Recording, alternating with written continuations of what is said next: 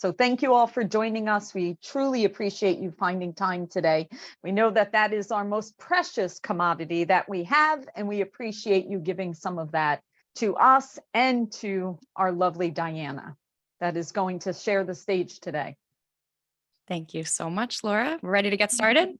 I think we kick it off. So Okay. I have a rule that regardless of if people know the person that's going to present or not, I think it's so fitting that we have to give a proper introduction. So at this time, I do want to give the proper introduction to the most wonderful Diana Bajramovic. She has been a lifelong student of economics and has spent the last 6 years working in the mortgage and real estate industry, where she has quickly become a sought-after speaker on the economy and housing. She currently serves as the Vice President of Market Insights for MBS Highway, the leading source for mortgage, real estate, and economic intelligence. Her mission is to educate mortgage and real estate professionals on the importance of being a true advisor so that they can best serve their clients and referral partners.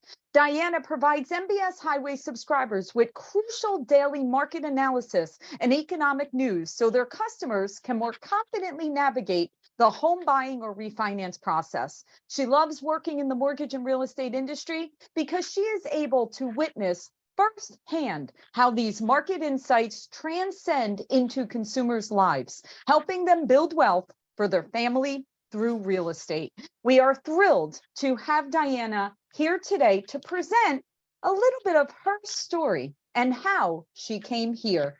And I'll hand it over to you, Diana. Thank you so much, the lovely Laura. Laura did a lot of the intro that I was going to give. Hi, Linda. Good to see you on here. Laura gave a lot of the intro that I was going to mention and introduce myself. Like she said, I work for MBS Highway, Vice President there. I live in New Jersey. I know we have some New Jersey people on here because a couple of us are part of the Women's Committee, the MBA-NJ Women's Committee, Megan, Laura, Amy, a couple others. And normally when I give presentations like this in our industry, I talk about what the market is doing, but today it's a little bit different. And I want to talk about today how a lot of the outcomes that I think many of us see with ourselves really start with luck. And we're going to talk about a few other items during our presentation today, but everything that I've learned that I'm sharing with you, I'd like to share as much knowledge as possible to potentially help any of you if you're struggling getting started with things like speaking to a large group or even smaller groups at first, or maybe struggling with getting on social media first. Now, I'm not normally one that thinks if something's meant to be, it'll happen in my personal or my professional life. I just was never like that. But I'm more so in the way of thinking, if I want something to happen, I'm going to make it happen. However, I do feel that in many cases, you might fall into meeting someone or just being in the right place at the right time, and an opportunity may arise. And the opportunity should never be wasted. Now, I just want to be clear that, nothing in life comes without hard work. Nothing can replace hard work, but we all are presented with these blessings that we do have to capitalize on. And I think that's what sets many of us apart from the rest. No one that's successful has never gotten, help in their life or has gotten lucky, but it's what you do with it after that. And I think all of us have experienced this before. So this is where I take a page out of my CEO, Barry Habib's book, Money in the Streets, where he talks about there's opportunity everywhere or money on the streets. In our case, we're talking about opportunity. And all you have to do is just bend down and pick it up. And of course, it's not as easy as it sounds, but that's why I think it's crucial, especially for those that are maybe younger in the industry. Someone like myself, like Laura said, I've only been around in mortgage and real estate for like 5-6 years or so. But I wanted to talk about this because I think that even with us with less experience, we have to take advantage of anything that comes our way, because otherwise it's just wasteful. So anytime I'm sitting on an airplane or in a waiting room, a bar with my friends, whatever it is, I try to speak to everyone in the same way when I first meet them, especially in a very clear and concise way, a very friendly way, and a confident way. Because I realize that if I'm looking for a job opportunity, maybe, or I'm just looking for more work in general, or just to grow my network, I have an active listener there. And if they're looking for new talent or new team members to bring on board with them or to train, that could provide a really great opportunity for me. And even if it's not for me, maybe it's for someone I know, a friend, a colleague, a family member. And I feel like that's even more fulfilling sometimes to provide other people with the opportunities that you see out there, maybe than taking it yourself in some cases. But the most important thing is once that opportunity, that random blessing is found, this is where the hard work begins. So I'm going to start by telling you a little bit of my story since I was a little bit younger. I mean, I know I'm young anyway in the industry, but much, much younger, and how it led me to where I am today. And then I want to talk about, like I said before, some best practices, some tactics that you can maybe use to build your business, even in a tougher market like we have today. So I started working when I was 15. I'm 25 now. I started working at a golf course, actually, and I was very blessed to have the best first boss and the best colleagues I can ever ask for that are still dear friends to me today. And once I graduated high school, after that job is where I feel like my real career started. So I always favored in school economics, accounting, and math in general, but economics is always what I've leaned most towards. So for personal reasons, I decided to go to community college near my house to stay with my family and just kind of see what happens. And this ended up being one of those lucky chances or choices that I've made because I met this guy, we started dating, and he had a friend that owned a kitchen and bathroom design showroom. And I think I was like 17 or 18 at the time, maybe. And they needed just like an office hand there. So I worked there and I met a lot of clients and I started a real customer service role, not like at a golf course. This is, real clients with real, maybe not problems, but just want a solution for their home. So it's a much larger transaction. So I realized in working with this, I enjoyed it a lot. I learned a lot, but I also realized most that I like working with customers and I like helping people, whether it's servicing with them or whether it's selling. And after a few years, I decided to leave there. I had nothing lined up though. Like that was the weird thing. That's very unlike me. But I actually left, didn't have anything set up after that. And it turned out to be the biggest blessing in my life so far. So my dad, who's been working for our current company for about 15 years, him and I were talking and we sat down for some time. It didn't take us like an hour of talking. It took us maybe like 2-3 weeks. So days each week, we would sit down and talk. Is this a good idea for me to start working for MBS Highway? Should we mix, our family with business?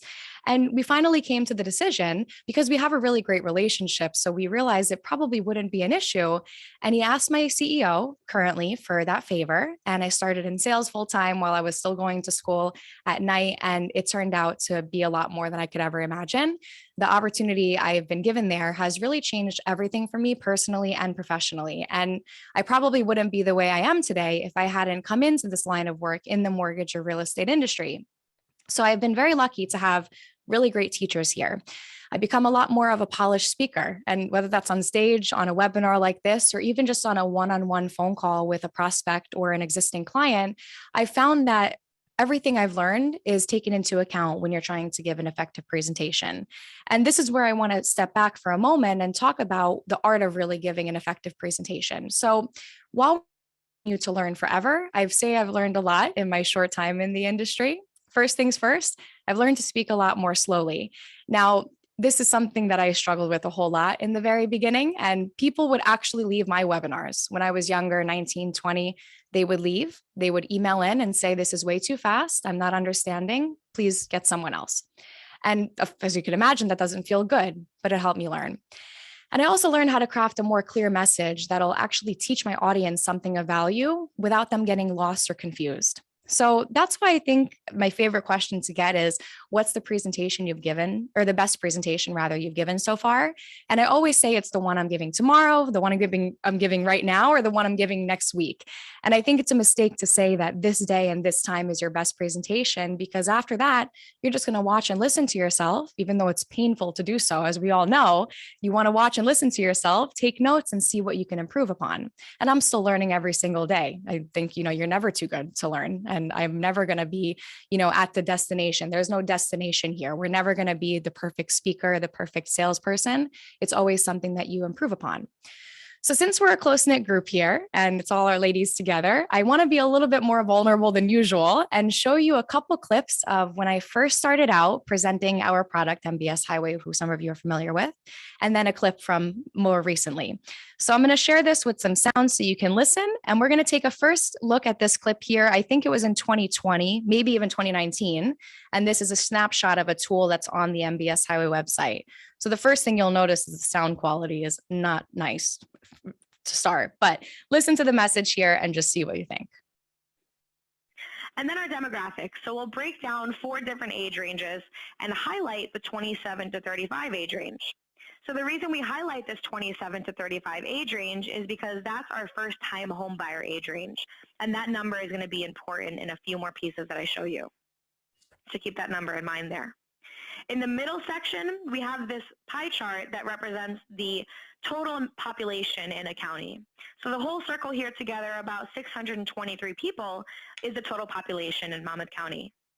In Monmouth County, there are a total of 139 rounded renters. Out of that 139,000 renters, about 31,000 of them are renting but can afford to purchase. So that's really going to be your target renter market. And then remember I said based on that 27 to 35 age range, it'll be important now. So out of that 163,000 people in that 27 to 35 age range, about 7,900 of them will either rent or purchase a home annually in the next year. So out of that 7,900, like I said, it's a formation, so we consider a formation whether it's buying or renting. As long as you're taking a home off the market, we consider it a formation. So out of the 7,900 formations in Monmouth County, 77% will purchase a home. So we take into account a 77% homeownership rate, apply that to our 7,900 formations, and find that nearly more than half are going to be purchasing a home in the next year. So 6,100 out of those 7,900 formations are going to be purchases. So we need to be building about 6,100 total homes annually to meet this demand. We're only building about 1,500. All right. So I think you get the point there. And as you know, it's painful to watch yourself speak, but it's something that we have to all do. So just to analyze the clip a little bit, the sound quality, atrocious. Obviously, you see the difference, invested in some good technology here. But even if you don't, just test it first before you get started out. But I rambled and I messed up on some of the numbers and I repeated my points or just certain words so many times, where at the time I thought it was effective. If you repeat something, it'll kind of be ingrained in somebody's mind. It actually doesn't work like that at all. You lose people because you're distracting them from the point that you're trying to make. So all these things over the years, it's not like I just watched that one clip and magically got better.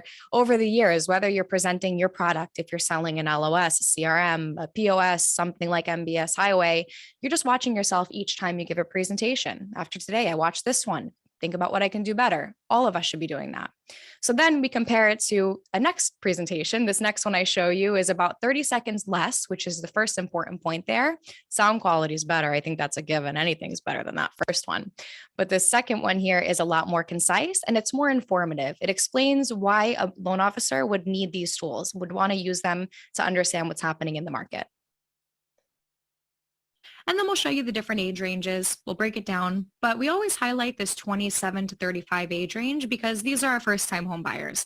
And they're very important to our demand because you think of a first-time home buyer, this is somebody that's either currently renting, they're living with their parents or one of their parents, they're living with somebody else, whatever it is, they just don't own a home currently. So when this first-time home buyer goes to enter the market and buy their first home, they're going to take one home from inventory per buyer, but they don't have anything to sell to replenish that inventory. So they're depleting it without giving anything back. Whereas a move-up buyer or somebody that's currently living in a home and moves over into their next home, they're not only buying a home, but they're selling a home. So they're replenishing the inventory that's gone. So first-time home buyers are a big part of our demand, and we have 145,000 of them in Contra Costa County. But only a certain percentage of these individuals will actually go to purchase a home each year. When we look at formations, which is someone that's leaving wherever they're currently living, buying their first home or renting their first home, almost 14,000 of them or so. But since we have a 62% home ownership rate here in Contra Costa County, almost 8,600 of them will be purchases. So technically, if we wanted to meet up to our exact demand, we'd have to be building 8,600 homes annually. We're only building about 2,700. You can see how short it is. It is very hard for builders to keep up even now, and that's what's giving us a lot of upside pressure in pricing. Now coming back to our middle piece. All right, so I think we can leave it at that there. You can see the difference. The video and sound quality. My camera was on in the second video like it wasn't in the first video. These are all very important things to keep in mind when you want to keep your audience engaged. And Like I said before, I lost my audience in that first clip. You really start to lose attention when you spend too much time on one topic. So that's why my personal opinion is that conciseness is one of the most important things to master or become really good at when you're giving a presentation. You can listen to a 90-minute presentation and not learn a thing. And as I've grown as a speaker, I've realized this and I've shortened all my presentations, especially in sales, which many of us are in sales. Conciseness is key. I said before, if you're selling a product, we're all in the mortgage or real estate business here, LOS, COS, LOS, POS, a CRM, MBS highway, something like that. You're showcasing your product and what's expected to come out of that product, not what you need to put into that product to get the results. So that's why I feel strongly about not showing training on my sales demos. I more so just show what the output is and what the outcome is and how it can actually help my customers start to see results while using the product. Now, once you make the sale, that's when you discuss training and you discuss retention and nurturing that client and keeping them on board. Now, I want to shift gears a little bit and show you another example of a video that you should be making today. The first two videos are not something that you'll do because, of course, you're not selling this product. But this one today is something so easy to get started with. If you're a mortgage professional, like a broker, banker, whomever it might be, or if you're on the real estate side, on the sales side, you're really at a big disadvantage if you're not taking advantage of free video marketing on social media. It's a very easy way to get started. You have an active, captive audience there. So I'm not saying to put, hundreds or thousands of dollars a month into advertisements at all. I'm saying put up videos so you can see organic growth. So I'm going to show you now an example of a video and I'll talk about it after. But this video, you might have seen it already. It's part of a series that Megan Anderson, who's on this call here with me at MBS Highway, and myself host through the NAMB.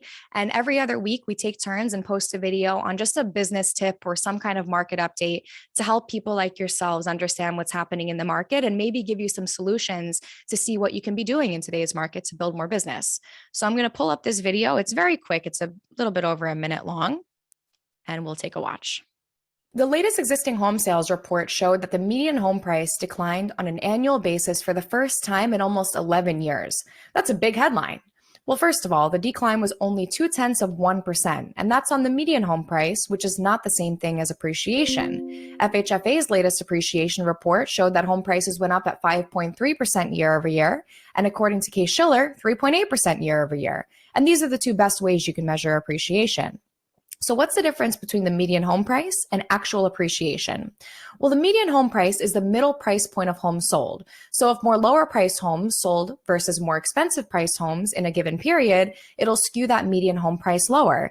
And in fact, the median home price can move lower even when real appreciation is moving higher due to the mix of sales. But the media is making a big stink of this. They're trying to scare people out of buying a home, and this is what they've been trying to do for the last 10 years, and they've been wrong. Don't let the negative media scare your clients, and home appreciation, while modest, should still be strong in the coming years. So make sure you're understanding this deeply and explaining it to your customers so they can understand and be excited to gain wealth through home ownership. And by the way, everything I just said is written for you within MBS Highway in the Social Studio tool that Megan talked to you about the other week. If you're not already using Social Studio, creating videos like this to share on social media with customers and referral partners, get in there today and record your first video and see the results that come out of it. If you're already signed up, log into your account. If not, email me, email Megan. You have our emails underneath this video. Take advantage of the 40% discount you get through NAMB, and stay tuned for Megan's video in 2 weeks from today.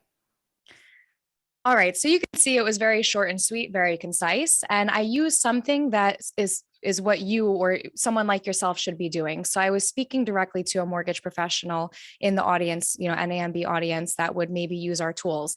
And you notice that it's a very clear structure in the video. So the first thing is the hook, and I have to give credit to Megan again on this. She's the one that brought this formula to us. You start with a video hook, and it's just something to grab the viewer's attention. So I mentioned the headline on the existing home sales report and said, that's a big headline. So that grabs them right away.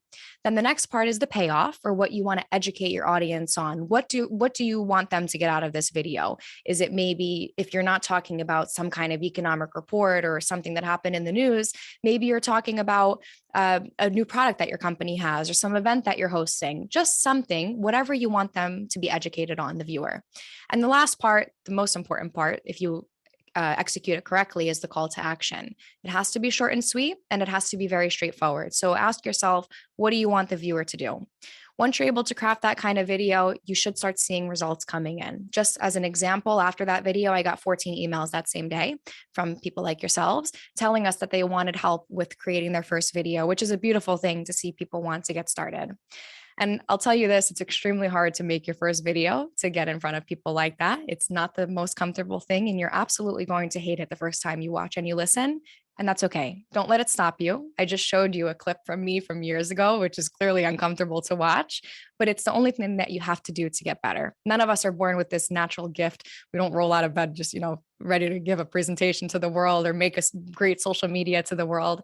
It's a skill that will continue to polish forever. Like I said, none of us are ever too good to, get better in life with these skills that we're learning. Now, when you do start getting started with social video, just for example, let's stay on that topic, you can reach a whole lot more people with a lot less work. You're going to be a lot more productive. You'll have a lot more of a fuller pipeline. So in this scenario, I want to speak to just mortgage professionals, which I'm sure are a majority of our ladies on this call. And I want you to I want to speak to just for you for a moment, and I want you to use this script that I'm going to read to you right now. And I want you after this video to watch it again and then go create your first video. So the script starts here. Credit card debt is at an all-time high, and home equity is at an all-time high as well. And even in a higher rate environment, today creates a wonderful opportunity for you to potentially take advantage of a cash out refinance. I've helped customers save hundreds of dollars each month on their overall monthly financial obligation. And furthermore, I've been able to save clients many payments on their mortgage and reduce their loan term by many years, helping them by building extremely valuable wealth for them and their families. Reach out to me today to discuss how we can take advantage of your home equity and reduce the time you spend paying your mortgage payment and your debts, and help you create more money for you and your family's future. So you saw we got the message out in less than 30 seconds with all the salient points. That's a very quick script, but it's a good way to get started like that. So once you post a video like this, even if you don't see a flood of messages coming in, the least you're doing is putting yourself top of mind with these borrowers and these referral partners out there.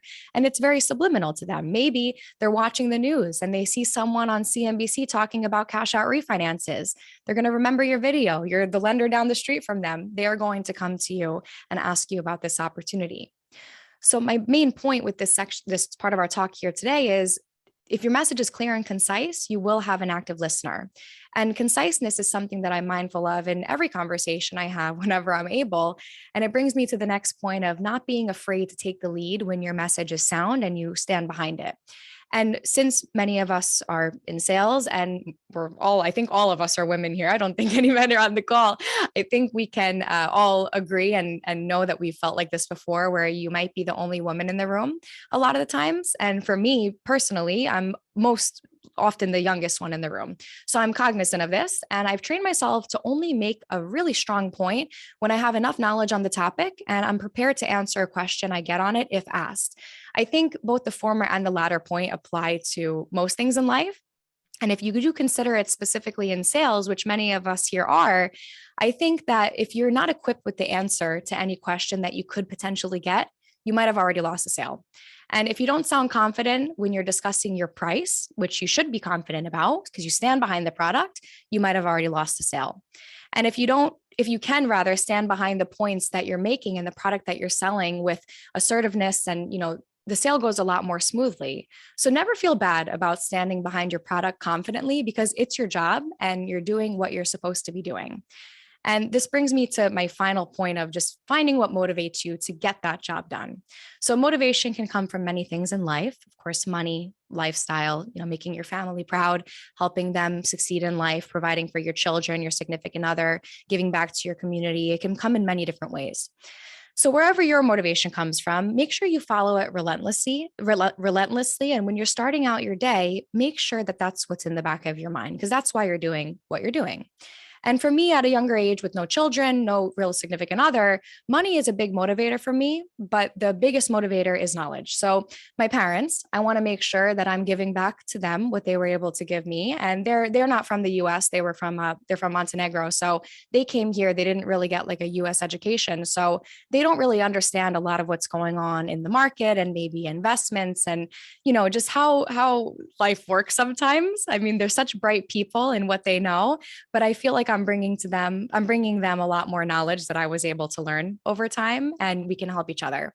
Now, for my customers, money is a motivator there because I want to make them more money. When I sell MBS Highway, the presentations that we give, Megan can attest to this, is we're showing them how we can use these tools to help them put food on their tables for their family. And I think even more importantly, how they can help their customers make money, because it all transcends.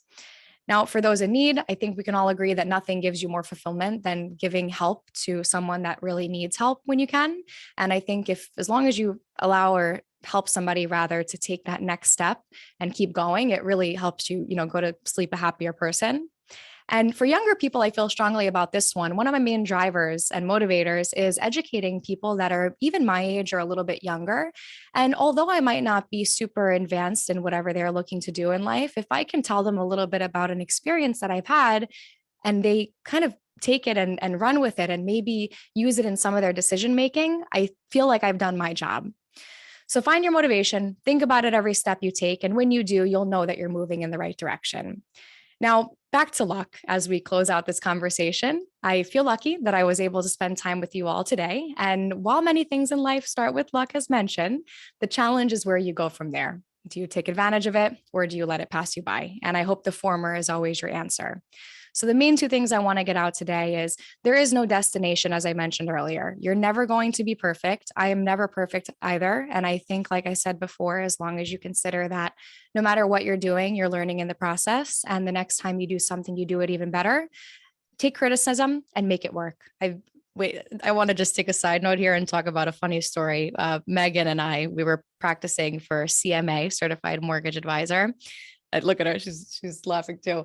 I walked into Barry, our CEO's office, and we were talking about the Fed and monetary policy and what happens when the Fed hikes rates. And I was like, I don't know, 20 years old at the time, I think 18 years old. And we practiced, we were going through slides, and I just couldn't get this one point down. It was just really bothering me. I'm a very sensitive person. So when I was getting not yelled at, but when I was getting criticized, I was hysterical. I come out of my boss's office, my face is bloodshot, my tears are running down my face. And I was just so upset because it's tough to take criticism and make it work. But I did it. And everybody's laughing at me, or all our coworkers. They're like, what happened to you in there? So we leave that and look what happens. We created a beautiful product. And that's something we do every single day. Just this past Friday, we had a sales call with all our sales reps at the company. And we made each sales rep go through their pitch on each different product on the site and gave criticism throughout. They're not as sensitive as me, so they didn't cry, but that's just a me problem. But I digress. So, we're all going to have many strokes of random blessings that come in life, but the difference is between us and other people out there is to capitalize on them. And my wish is for you to do the same. And I like this one quote from Gary Player, one of the greatest golfers of all time, fitting right after the Masters. The more I practice, the luckier I get. And I couldn't agree with that more. So ladies, thank you for your time today. We're over time, but I know we were a little late, so forgive me for going over, but I'm happy to answer any questions if you might have, or just have an open discussion. But I hope that my experiences, although they're newer and I'm learning so much more, have helped you with maybe getting started with something that you haven't started with yet.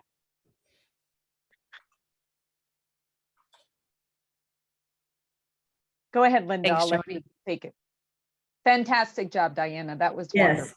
And I was going to say, I've been in business over 30 years and I'm not to where you were when you started out. You're still great. No yes, you're a wonderful speaker and we certainly appreciate it. And I wanted to let you know, since we are running over time, that this has been recorded. So you can go back and you can, listen to it again. And if you want to call Diana or Megan, I'm sure that they would appreciate that. And hey, video is the way to go out there now, and it's wonderful. And I do believe that if you start, and I looked at Kristen taking notes up there, and I think that is really wonderful. I saw her, she's taking, and that's what you need to do. I was even taking notes. So, hey, thank you so much. And like I said, if you want to, you can email us and we will make sure that the girls get the questions, and, we'll pass them on next time. Okay. Thank you ladies so much.